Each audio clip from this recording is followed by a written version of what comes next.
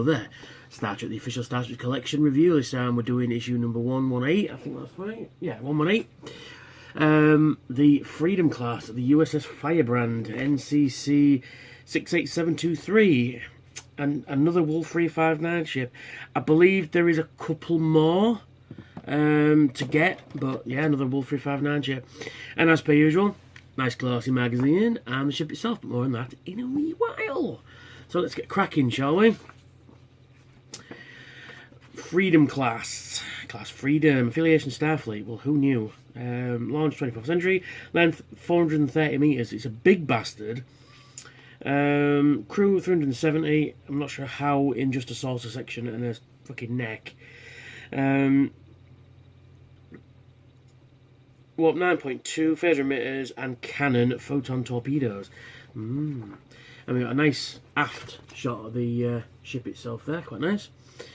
You can see the Freedom class in just there, sticking out in the debris field.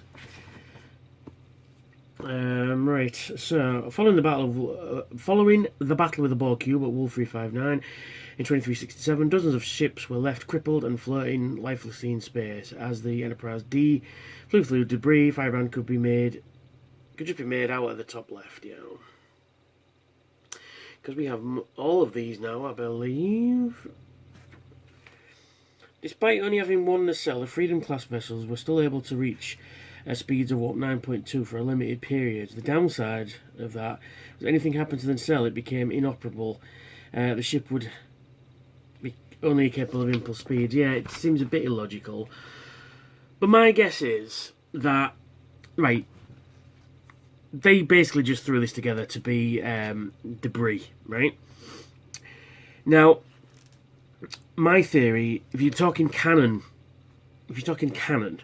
my theory is they knew the Borg were coming and they threw together the ship quickly. Or it was just reduced to like cargo missions and ferrying to and from different outposts and stuff. So, and then, it was within, hailing range of Earth, so they had to call it in. But yeah, it seems a bit odd, I must admit. And then we've got the topographical view. Yes, it's got a phaser cannon, would you believe it? Yeah, it's a bit weird.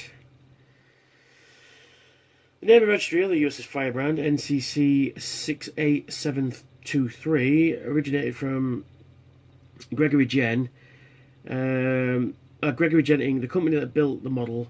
Later, an eternal list of ships from the 1990 classified the U.S.S. The Firebrand as Freedom class vessel. I can't read today. This was made official in the 4th edition of the Star Trek Encyclopedia, published in 2016. It's a really nice book. I have it. You should get it. It's lovely. I'm going to do a review on that soon as well.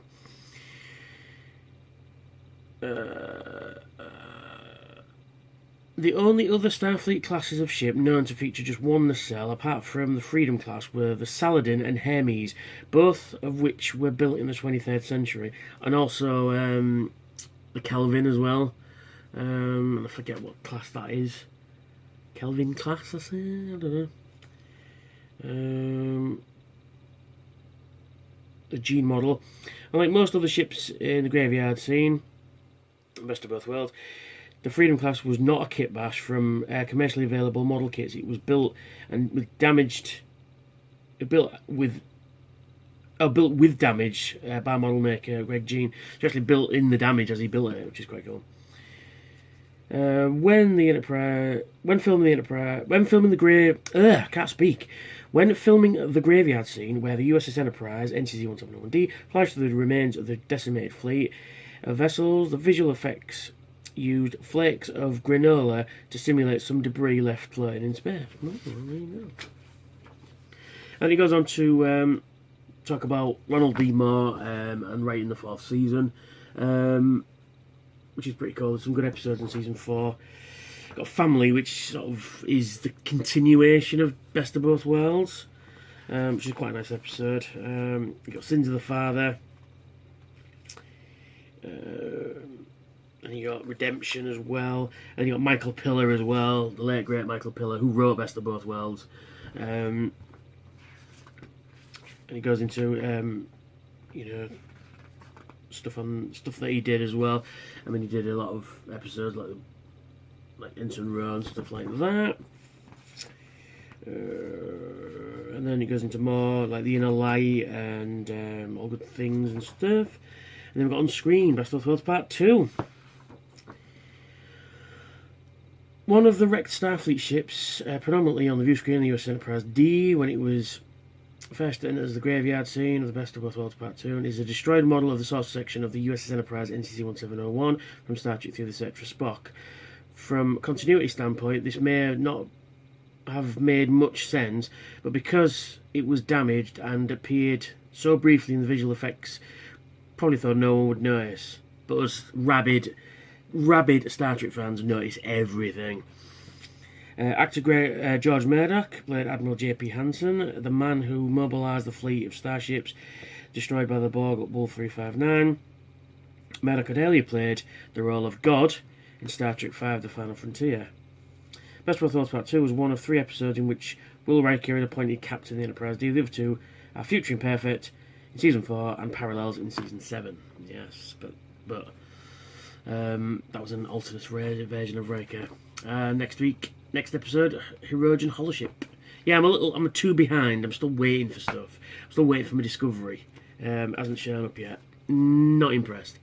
But there you go. There's the top view on the back there. So we'll put that over there for now. And onto the ship itself. Now, this is a weird one. Yeah, it's one nacelle. And it's got a tiny deflector dish. Now, I don't know if mine is missing something from it. I don't know if you're going to see that there. It should have a deflector dish in there. Yeah, that little protrusion on the bottom has a deflector dish in it. There you go. It's a bit odd, if I'm honest, but there you go. People are saying that it's got 2 nacelles into the one casing. But yeah, and it's got a phaser cannon on the bottom. Now, I don't believe I've ever seen that before. Let me check. If you want to check a good website out for Star Trek ships, there's one called X** Scientia. They do a lot of stuff on ships, analyse ships designed, where they've been reused before and all that sort of stuff, and it's really cool. What are we on? Freedom class in it. Let's have a look. Yeah. So I should have had this ready, shouldn't I? And I just thought about it as I was doing the review. Let's have a look. Oh no, yeah, no, it's there. Yeah, it's been there since the start. I've just never noticed it before. Yeah, it's got an odd, phaser cannon at the bottom there. Possibly reuse of an X-wing time back laser cannon. It's got the star drive and torpedo. Star drive. This is the star drive. I like the fact that they've got added detail on the back of the nacelle there. So I'm guessing sort of extra rooms and stuff. Maybe possibly engineering, or maybe even that in that protrusion across there, the warp core. Now, if you're talking a canon explanation for this ship, it does seem a tad illogical, because unless engineering is somewhere in here and the warp core is on a slant, but still, if it's hit there, the nacelle's off. It just seems like something. I can't see what I'm doing. It just seems like there's something that they just threw together at the last minute, to help defend. But it is a bit weird. It's also looking quite nice, and one of the very few Wolf 359 chips without a huge register number on the top. Got 5 phaser banks on the top, and 3 on the bottom there, and plus the phaser lance, torpedo launcher, and that under there. It's very nice. Now I'm going to check if the windows are out of alignment, and they are just out of alignment, but mostly on target. Yeah, which is surprising. Yeah, in the saucer they're all on target. They're all on target, which is unfucking heard over these days. And just on this side, the camera's not going to pick it out. Just slightly misaligned there. So I'll just get rid of that and get it back to a white page. There we are. You can see what I'm doing now. you know what? It's useful having a TV there, which has just got Google on at the minute, because it helps. It's a light, but it's quite diffuse, so it's like having a light box without having a light box, which is quite nice. So yeah. It's a weird one. It really is a weird one. As a model, it's very nice. They've put some time and effort into this one. They really have. They put more effort into this than they did the Titan. You know, because look at the nacelle there. It's all clear plastic in it. Nice Starfleet pennant on the bottom of the nacelle there. I'd have put another one, maybe.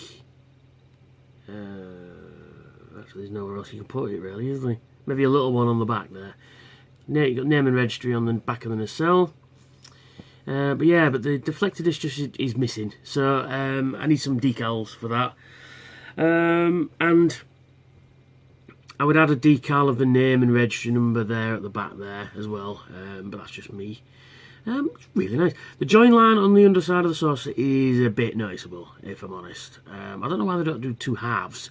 I've never understood that. It's been like that since the Enterprise D. Weird. Yeah, it's actually quite a nice model, but it's just a weird design. You know, it just seems like it'd have been better if it was two nacelles on the bottom.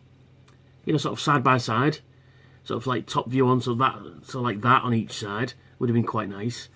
But it's a departure from the norm of Starfleet vessels. I can see, and again, it's only ever intended to be a damaged ship in the background anyway. So, you know, there it is.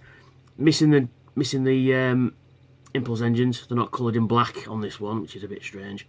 But yeah, a nice model. Just strange. And it fits onto the stand quite nicely, quite securely. Boom, we're onto the stand. Oh, I ain't done the bottom. It just says Freedom Class, and it's a first run one, and it took ages to fucking turn up. So yeah, there it is. There's the U.S.S. Firebrand NCC-68723. So please like, share, and subscribe this video, and hit that notification bell to tell you when I've got some new videos out. And please, if you would be so kind, please hit my Patreon. I don't know which side it is. This side. Yeah, so that would be great. That would be fantastic. You don't have to, obviously, because I'm doing these. I'm 120 of these in so far, and plus specials and that. So you know, I'm not short of a shilling, but you know, it would be nice. It just means that I can carry on what I'm doing, enjoy what I'm doing, and just gives you some. You know, I will think of some really good incentives. But at the minute, I don't know what I'm doing with it yet. So so basically, what will happen is if you were to join my Patreon, if you were to donate, you'd get access to the schedule, and then you would get your name in the credits at the end. And I will be doing some Patreon Q&As as well. So if you want some Q&As, feel free to donate to Patreon. So yes. So that's me, that's the Firebrand, and I'll catch you all later. Bye for now.